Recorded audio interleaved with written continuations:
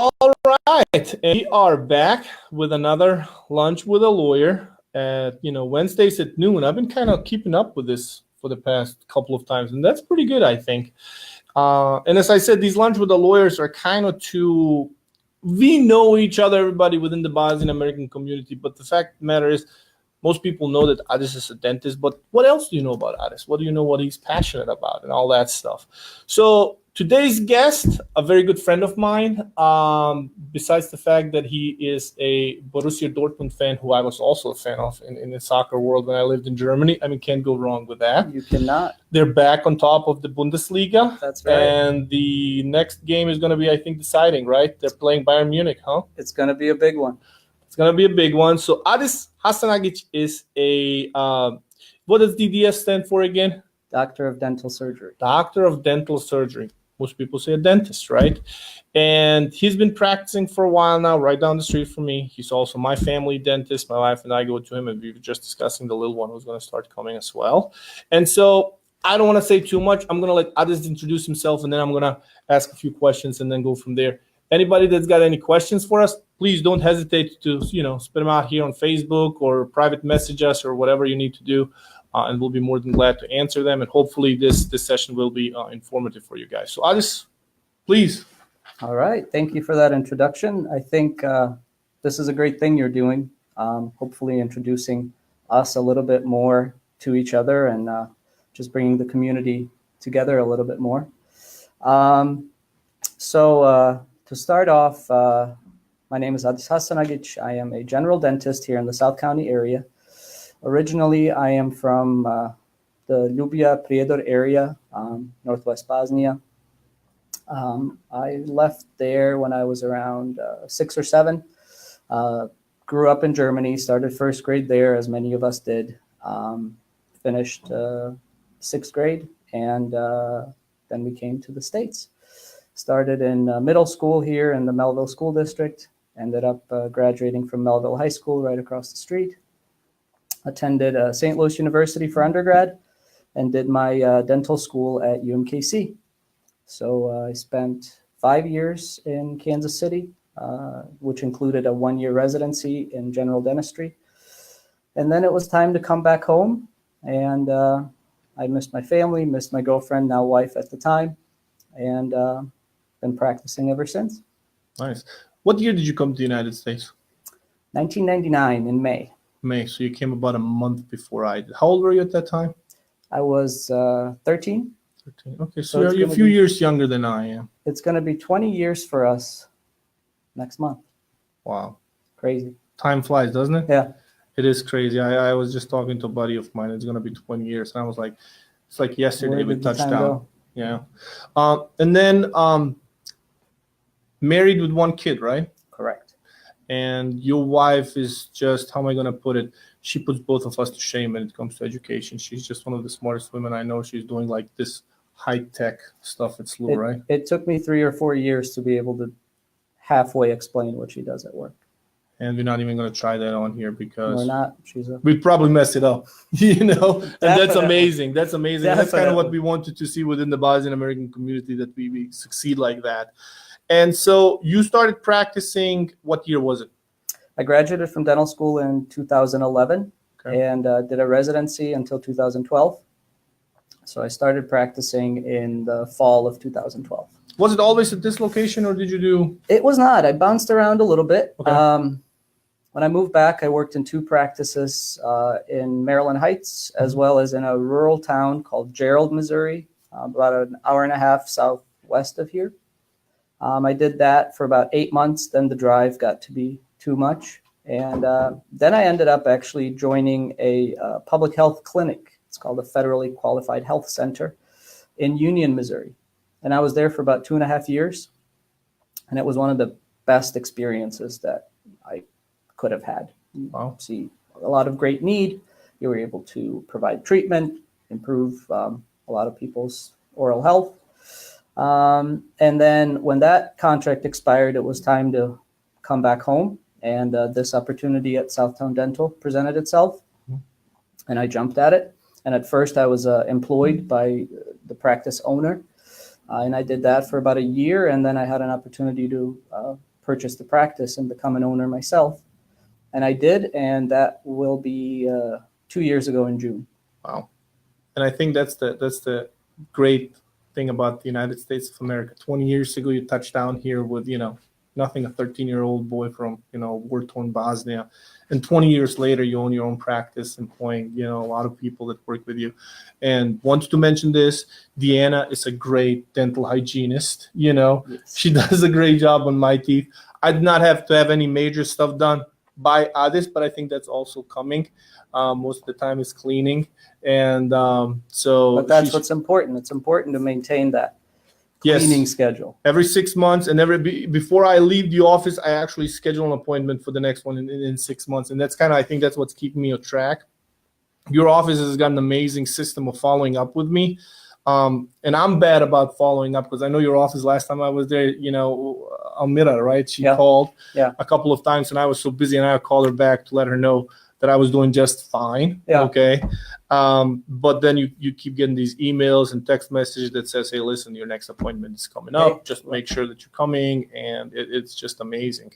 So that, as I said, that's kind of what I like about the United States. You come here with nothing. And then if you work hard, you can actually make something out of yourself and purchase dental practice. And, that goes for so many of our countrymen, just looking at, what people have been able to accomplish in a relatively short period of time. I mean, 15, 20, 25 years, it's a long time, but it takes some people much longer than that to achieve what some people have achieved. So we were just saying, like, it seems like yesterday it touched down like 20 years ago, it just flies, but it is what it is. And so one of the things that when it comes to dentists, a lot of people are like, oh, I'm just worried about going to a dentist. It's going to hurt. It's going to be bad experience. And my personal experience is the same way. My first visits to a dentist was back in the home country at that time, Yugoslavia. And it was a horrible, horrible, horrible experience. And when you have something like that at a very young age, you're like, I'm not going back to a dentist. I don't want to see a dentist my entire life. And then all of a sudden, like, all my teeth are bad, and I have to go see somebody, and then it's too late. You're passionate about kids coming to a dentist as soon as possible, right? Correct. So let's talk about that. Yeah, absolutely. So my practice follows the recommendation by the American Academy of Pediatric Dentistry, which is to bring a child to see the dentist for the first time at age 1 or at the latest when the first tooth has erupted. And the reason why we do that is we call it a happy visit.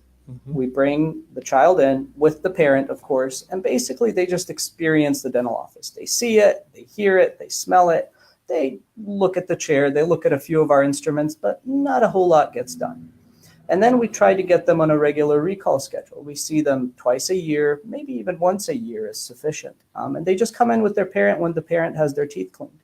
And as the child becomes ready, we start gently introducing them to having a cleaning, polishing a single tooth if we can't do anything else. And we try to transition them very, very gently.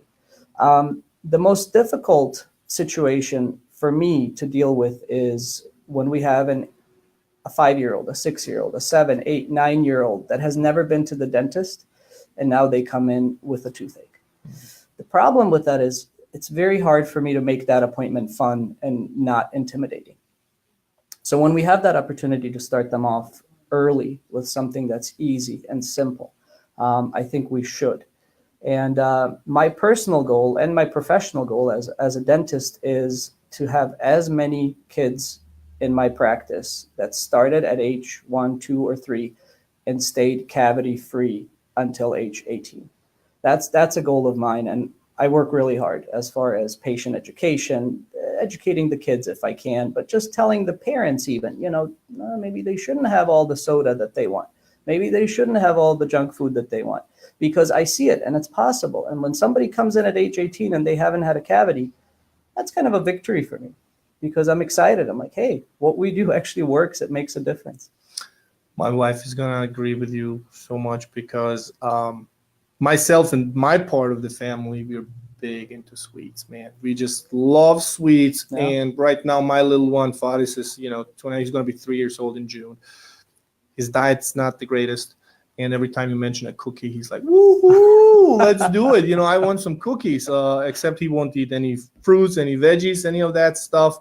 And I guess if, he's going to be 3 right now. And as I said, my wife and I were discussing last week, like, I think it's time for him to, to go see a dentist. And we don't know when the right time is, but you're telling us the sooner the better. And 3 is a perfect age. They're still young enough to where you can mold them into, experiencing it as a positive thing. We're doing this for a good purpose. I'm worried about it, man. I'm worried about it because you've got a little one about the same age as Faris, and then you just traveled with him, and I'm about to travel with my little one on April 20th to Mexico. It's about a 3-hour flight, and they're just wild. They're just wild, and I don't know what the experience is going to be flying. I don't know what the experience is going to be, having him at the dentist's office. I'm just afraid. And that's okay. It's almost like the fear of the unknown. And in this case, you have it for your son, but some people have that for themselves. But we see that a lot. And over time, we've gotten very good at knowing what to do and what not to do and how to approach it, whether it's for adults or for kids. And I have this conversation with parents all the time. I tell them, don't talk about the visit too much, because you're going to talk about the visit from your perspective, which, as you brought up earlier, I started off with a bad experience and it kind of, did a number on me for life. Things have changed, and things have changed a lot. And we go out of our way to make sure that these kids are comfortable. We have, for example, TVs on the ceiling, and we turn it on to Netflix Kids before they come in. And some of the kids that have been there before, even at age 3 or 4, they hop up in the chair, they grab the remote, and they're like, oh, this is sweet. I get TV time, right? But they're there for a purpose. So we get to do everything that we need to do while the kids are, we call it SpongeBob sedation. They're just watching whatever favorite cartoon they have, and we get to do what we do. Those things didn't used to be around. And dentists, it's changed. It's changed so much. So I'm very confident that most, and if my goal is all, but a lot of my patients will benefit from having an early start. Splendid. I think my wife or my appointment is coming up pretty soon, so I'm probably just gonna be, bringing him by, and I will report back about the experience as to how he took it. As I said, I'm just worried because he's a wild child. I can't help you on the plane thing because my son does what he wants when he's on the plane, but I'll definitely be able to help him with the dental thing. Splendid. We talked about the plane thing and Benadryl. My wife and I were debating whether or not to sedate him with Benadryl, and you said the doctors are actually saying it's not too bad if you're flying with a little one to give him a little dose of Benadryl to knock him out. Except for some kids, it doesn't work. It does not work. Our pediatrician said she did it, and it was an okay thing to do. We tried it. It's worked in the past. It did not work this time around. I'm worried about that one as well. I know we flew with him a little while ago to Florida, but he was a little kid then, and it wasn't pretty, but it wasn't too bad. This time around, the only worry that I've got is I don't know how he's going to sit, because he doesn't sit in one place for 3 seconds. There's just no way. At 6 a.m. he gets up, and then he's all over the place, doesn't want to sleep anymore, always telling me, no sleep, Daddy, no sleep. Well, ours, he just wants to run around. Ours says, we say spavaj, and he says spavaj ti. I'm like, okay. Well, smart man. How do you respond to that? So let's talk about your office is obviously trilingual. I'm sorry, because we've got German in there as well. And you're right around the corner. The office address is 500 Bellsworth. And it's right there on the corner of Telegraph and Revis Barracks. It's you can't miss it, basically. Yeah. Amazing parking right there, amazing staff. As I said, I've been going there for a while now. I don't even know when I first started, but I'm always looking forward to it now, which is kind of weird because I never liked dentists. No offense, as you said, like most people, right? None taken, yeah. And you work with most insurance companies when it comes to that stuff? Yeah, we work with basically all insurance companies that let you choose your own dentist. So there are some plans that are more restrictive where you have to pick from a list of 5 or 10 providers all over the St. Louis area. But the simplest way to explain it is if you can choose your own dentist, you can come see us. And what we actually do is we do a complimentary benefits check. Every patient before they come in for their appointment has their benefits verified, meaning that it's still active. These are the coverage percentages, and very easily and very quickly we can review those before the patient ever even sets foot in the office. What about uninsured people. Like everybody's always worried going to a doctor and they don't have any health insurance. I think your prices are reasonable. I think you work very closely with people that even don't have health insurance. And yeah, we have a large percentage of our patients that don't have dental insurance. Mhm. And we try to lower that barrier to care. Mhm. I would hate to think that somebody is in need but cannot, doesn't have a way to receive treatment. Mhm. So we have lowered our initial exam fees. We have new patient specials for uninsured patients. Also, our emergency visits, in my opinion, are very, very reasonable. I mean, there's always going to be somebody that's a little bit lower and somebody that's twice as much. But I think I haven't heard back that people have said that initial visit is out of line. Mhm. So that way, we just we've tried to make ourselves accessible and available, and whether it's yes insurance, no insurance, some insurance, everybody's welcome. Besides kits and drilling, Mm-hmm. what other services are offered at the office? So we, and sometimes I have this conversation with my team members as well. I've never done any drilling. Okay. It's not a drill, it's a handpiece. And Here we go. it's not drilling, it's preparing the tooth. But that's kind of another topic for another day. So we offer a wide variety of general dental services. Crowns, dentures, partial dentures, bridges, implant restorations. We hope to be able to start offering implant placement, so dental implants to either replace missing teeth or to help anchor any type of other prosthetic device. Mm-hmm. And we hope to do that this year. And then we do offer some clear aligner therapy. Mm-hmm. Invisalign is the big name to straighten teeth. And like I said, our youngest patients are below the age of 1, and I think the oldest patient that we have in the practice was 101, but unfortunately he passed away. So we have a 94-year-old that's in the practice and still keeps his regular every 6 months, wow, drives himself to the practice. And one of the best stories that I've heard from a patient was that him and his wife actually got married, and their reception was at the Bevo Mill. Wow. So he commented on the poster or the photograph of the Bevo Mill that we had. And I asked him when his wedding was, and he said in 1955. Wow. So it's just... my mom wasn't even thought of at that time. Yeah. So older than my parents are as well. That is amazing. Quick question about Invisalign and the other straighteners. Mm-hmm. Usually you think about teeth straightening when you're like a teen. Mm-hmm. But that's not really true, because I've got a friend of mine who's 40 years old now, and he's straightening his teeth. Mm-hmm. So, and then I think the dentist that he goes to was suggesting Invisalign versus, I guess, the regular braces. Yeah. Mm-hmm. What's the difference, and what can you tell us about that? So you bring up a good point. Most orthodontic patients are younger. While they're growing, while they're developing, it's easier to guide teeth into the right place. Then move them later on. Mm-hmm. But it's just easier. It's not impossible. The other thing that comes to the table is, as your teeth are growing, your face is developing. So that, teenager or children orthodontics has a lot more to do with that. Okay. As we see older patients or adults, just basically adults, we start thinking about not only aesthetics, but only cleansability. When you don't have enough room and there are teeth that are crowded, it's much harder to maintain, much harder to clean teeth that are overlapped than teeth that only have one contact point. And like you said, adults do it all the time. I completed Invisalign on a 69-year-old woman. Wow. And she said she's always wanted straighter teeth. And I said, what's holding you back? And she said, nothing, let's do it. And we did, and she's happy. But the main difference is when you use clear aligners, the patient's in control. Mm-hmm. So if they wear the aligner, it works really well. Mm-hmm. If they don't wear the aligner doesn't have enough time to move the teeth, and it takes longer, and sometimes we don't get the ideal result. The nice thing about traditional band and brackets is you put them on, the patient cannot remove them. Mm-hmm. So basically the orthodontist or the dentist is in charge of the tooth movement. Okay. The other thing is, of course, the aesthetics.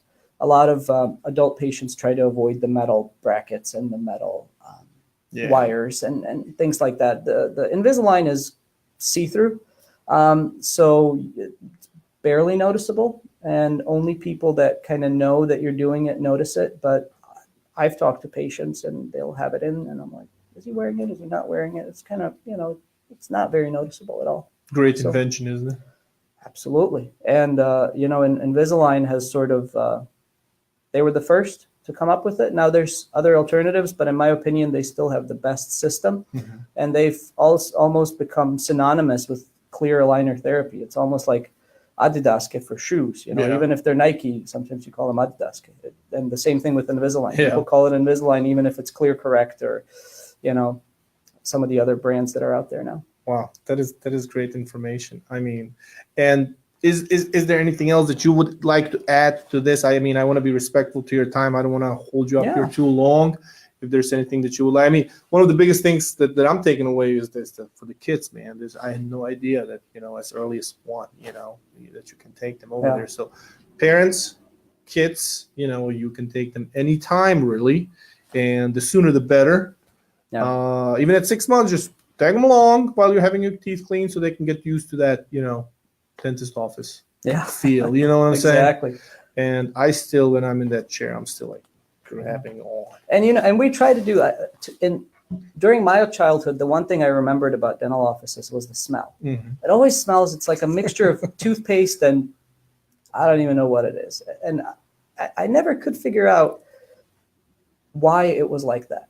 So we work really hard at not having it smell like a dental office. It can smell like a house or somebody's home or, like a attorney's office, but we try to not make it smell like a dental office. So we go out of our way to make it a pleasant. It is a pleasant surprise, in particular when you get that laughing gas. Oh man, that was a great experience. Yeah, the laughing gas is good. Relaxes you, and in particular for these, old folks that have been traumatized in their childhood when they need to go back, that stuff works wonders. I always tell him, like, triple numb it, whatever you do. I don't want to feel anything because these memories just flush back, and it's just bad. So there's one more thing that I want to mention. I'd be amiss to say if I didn't. You said we're trilingual. We're actually quadrilingual. Elmira is fluent in Italian. Oh, yeah, so if there's anybody that spent some time in Italy and wants a refresher on their Italian, I think that she's the one. See the beauty about this great country and the immigration system. We've got offices that are quadrilingual. Is that what you said? I think so. We speak 4 languages. Bosnian, a little bit of Bosnian, a little bit of English, a little bit of German. But then when you say it's a little bit, it's really not. We're fluent in all of these languages, and that's the most amazing thing. And I think that kind of enriches everybody around here. And that's why I love this country. That's why I think that the Bosnian American community has really contributed a lot to this neighborhood as well, and we continue to do so. I mean, I just walk down the street and I'm just amazed as to in this 1 mile radius as to how many Bosnian American businesses are on this stretch of South County. So that's a great thing. And it's something for all of us to be proud of. Mm-hmm. I mean, when we have out of town visitors, I drive them down here and I say, this is our attorney and this is our, meat market and this is our store and this is another restaurant. And, you kind of feel proud of that. I was telling this story. I don't know if I told it the last time, but I was, about a month ago, my wife was buying an iPhone, and it's not just the Bosnian businesses that are around, but Bosnian Americans working for American businesses. So that day I'm going to a Midwest Bank Center, Bosnian American lady is, helping me out. You're buying my wife's cell phone at the T-Mobile store on Lindbergh, and it's a Bosnian American guy selling it to us. We go to Steak and Shake to have a quick bite, and it's a Bosnian American lady helping us, and we're Bosnian Americans, and those are American businesses. Mm-hmm. And then yesterday, the day before, right next door to us, there's a Domino's, and I ordered a pizza, and I'm picking it up. I'm Bosnian American, and how they got that sign up there? Who else is waiting? There's 2 other ladies waiting, like Sanila and Miliha, and I'm like, this is just I mean, it's not called Little Bosnia for nothing. That's true. And then I love it. It's just beautiful. So, anything else that you would like to add, Adis? No, it was a pleasure to be here. Oh, no, the pleasure was all mine, man. This was a good one. And we got to get you back on that Borussia Dortmund support group. Big game on Saturday. It is a huge game on Saturday. I think that's going to decide the Bundesliga title race. What's your prediction? Oh, man. I think Bayern is kind of in a slump, but Dortmund hasn't been doing too hot either. They've had a tough 2 months. And so we'll see. I've got a feeling it's in Munich, isn't it? That's right. I'm going to go with 2-1 Bayern. Sorry to say that, but that's just my prediction. I got 2-1 Dortmund. Really? That's right. All right, we'll see. So We'll see keep us who's right. posted on that. Everybody, thank you very much for being with us today. Hope you have a wonderful rest of the day, safe rest of the week. Alice, again, thank you for being with us. Absolutely, my pleasure. And Alice's information are on the Facebook page. I've posted. If you guys need to go see him, he's amazing. And in particular, if you got little kids, he's a good guy. Yeah, and of course, any questions, post them in the comments. Email me, text me, Facebook me. I'm very casual, very available, and I'll help where I can. All right. Thank you for being with us, and you all have a good day.